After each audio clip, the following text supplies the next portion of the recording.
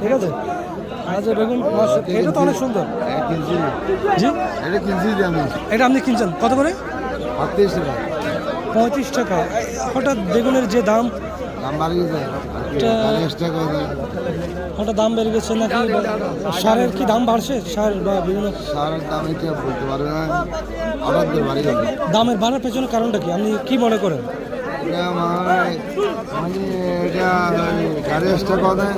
অবরোধ এটা কি নাকি বহির্বিশ্বের কোনো ক্রাইসিস কি আমাদের উপর ঘাটতি আসছে, আমাদের উপর পড়ছে মনে হয়? না না না না ওইটা আর কি কমছে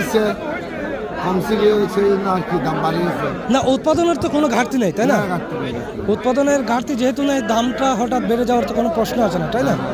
ঠিক আছে, এটা হয়তো আমাদের বহির্বিশ্বের ডলারের সংকট, এই যে সব বাজার নিয়ন্ত্রণ করা হচ্ছে এটা যে কোনো একটা দল, যে কোনো একটা টিম আছে, ওই টিম এই বাজারটা নিয়ন্ত্রণ করে তাই না? ওনারা যেটা বলবে সেটাই এরকম তাই না? আপনার বাসা কোথায়? ওয়াহিদুর পাড়া। ওনার সাথে জানা হয় না। গ্রামের বাড়ি কোথায়? বললি। আপনি ব্যবসার সাথে কয় বছর সম্পৃক্ত? 10 বছর। এই বাজারটাতে সবকিছু মানে কি নতুন ভাবে তাজা একদম, মানে যে একদম ক্লিয়ার তাজা। এখানে কোনো কেমিক্যাল ইউজ করা হচ্ছে না। No chemical. এটা বালাজি যে কোনো কিছু থেকে ছিড়ে এখানে অনেক সুন্দর একেবারে। এই যে এখানে যে বাজার যেটা, এটা মূলত হচ্ছে এখান থেকে যখন বিভিন্ন ডিস্ট্রিক্টে নিয়ে যাবে কেমিক্যাল ইউজ করতে হবে না না না। আপনারা তো ইউজ করবেন না, ওনারা ইউজ করবে। এটা তাজা যে তাজা কি জিনিস যে ডেলি টিকবে কিভাবে তাহলে? টিকবে এখানে কোনো কেমিক্যাল ব্যবহার হবে না। কেমিক্যাল ছাড়া তো এটা 3 দিনও থাকবে। 3 দিনও থাকবে। শীতকাল তো এরা নষ্ট হবে না। আপনার বাসা কোথায়? আমার বাড়ি হচ্ছে পশ্চিমবঙ্গে শান্তিরহাট না? এখানে এখনো ক্রয় করেন নাই? বেশি করছি কি বিচি? বেশি ওই যে খাইসা কত করে? 110 টাকা। 100 টাকা 110 টাকা তো বিক্রি করবেন কিভাবে? 120 টাকা 25 টাকা। তাহলে তো অনেক কষ্ট হয়ে যাবে। সবার কি 120 টাকা করে খাওয়ার? 120 টাকা করে কি সবার খাওয়ার কি মানে সেই সম্ভব আছে? আমাদের নিতে হয়, মানে যে জায়গায় 20 কেজি নিব ওই জায়গায় 10 কেজি নিব, মানে সামর্থ্য অনুযায়ী। এগুলো দেশি নাকি হাইব্রিড? আচ্ছা ধনিয়া এটা তো হাইব্রিড ধনিয়া নাকি দেশি? পাঞ্জা ধনিয়া না? এটা কি আপনার নিজের না? পাঞ্জা হাইব্রিড। এটা কোন জায়গা দিয়ে নিয়ে আচ্ছা এটা কিলো কত করে? হাই আল্লাহ, তাহলে তো একেবারে দামটা তো পড়ে গেছে।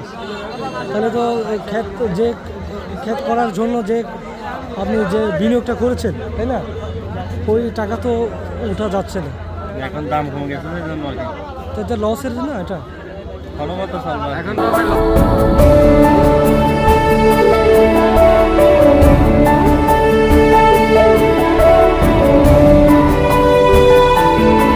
এখন বাজার সস্তা না এখন মনে করেন। এই যে ধনিয়া রোপণ করার পরে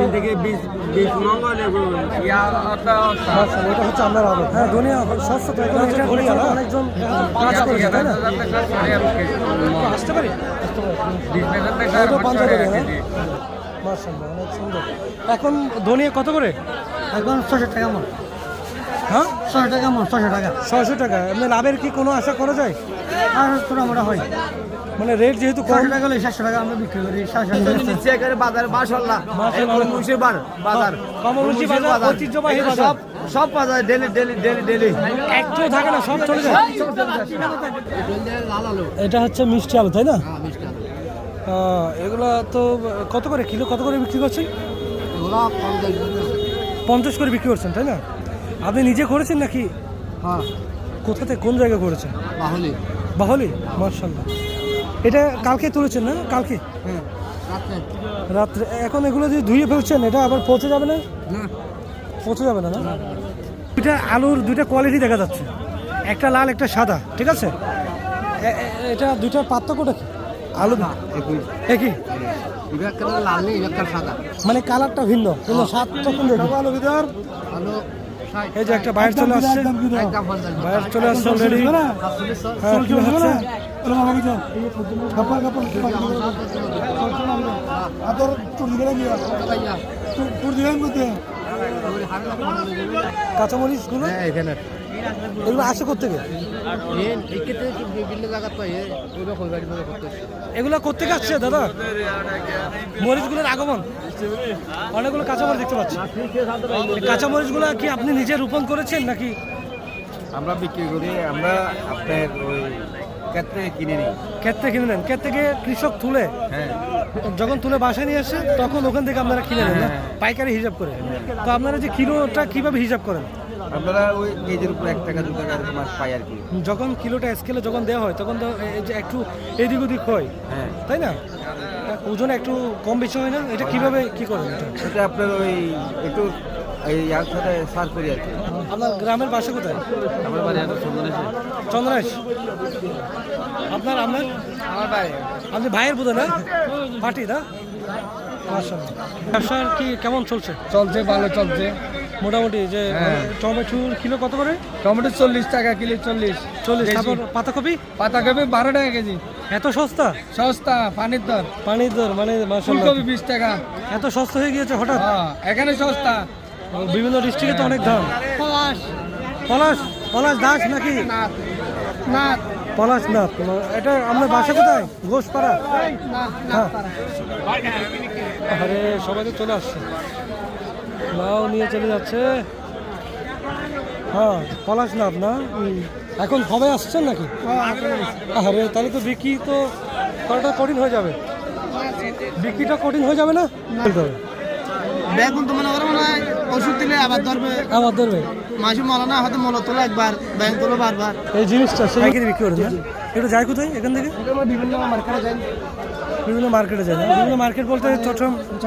যাই চট্টগ্রাম বাইরেও যাই আপনার মূলত কি কি ক্রয় করেন মানে যে আমাদের এখানে বেগুন ধনিয়া পাতা কাঁচামরিচ গাজর পেঁয়াজ পাতা সব কিছু সব কিছু পাওয়া যায় মানে সিজন যতগুলো সবজি আসবে তাই না সব যে সময় যে সিজন সব কিছু পাওয়া যায় আপনার কোনো ঝামেলা হয় না তাই না এখন আমি জানি খুব সুন্দরভাবে টাকা তো কোনো ডিউ থাকে বকেয়া থাকে নাকি বা বাকি ব্যবসা থাকবে ব্যবসা করলে তো বাকি থাকবে না এটা একটা বিশ্বাসের উপর তাই না হ্যাঁ আচ্ছা ধন্যবাদ অসংখ্য আমরা যে দর্শক যে বিষয়টা জানতে পারছি এখানে আমাদের কমলমুর্শি হাটের যে আলাপ করেছি কমলমুর্শি হাটের ঐতিহ্যবাহী বাজার যেটা সকাল হয়তো 5টা থেকে শুরু হয় তাই না সকাল 5টা থেকে শুরু করে হয়তো 10টা 11টা পর্যন্ত থাকে এখান থেকে বিভিন্ন কৃষক থেকে ওনারা বিভিন্ন সবজি ক্রয় করে ওনারা বড় বড় ভাইয়ের কাছে ওনারা হস্তান্তর করেন কিংবা সেল করেন ঠিক আছে ভাইয়ের নামটা একটু মোহাম্মদ ফরহাদ আপনাদের দোকানে